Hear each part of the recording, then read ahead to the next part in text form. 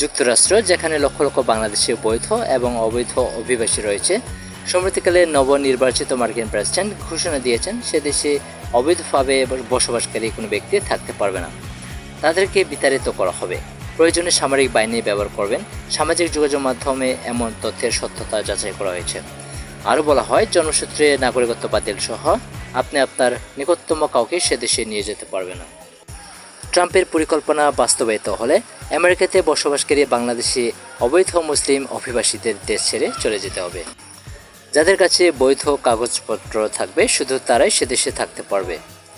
এমন নীতি যুক্তরাষ্ট্রে চালু হলে বিপদে পড়বে প্রবাসী বাংলাদেশিরা, যা বিড়ম্বনায় পড়তে হবে। আর বিভিন্ন দেশে থাকা বাংলাদেশি শ্রমিকরা দেশের অর্থনীতি সচল রাখতে বড় ভূমিকা পালন করে। যুক্তরাষ্ট্রের ডোনাল্ড ট্রাম্পের এই সিদ্ধান্ত যেন বাংলাদেশি অভিবাসীদের ঘুম কেড়ে নিয়েছে এবং অনিশ্চয়তার মধ্য দিয়ে তাদের দিন পার করতে হচ্ছে। এমন অবস্থায় তাদের করার কিছু নেই। হঠাৎ যেন আকাশ থেকে বাজ পড়ল।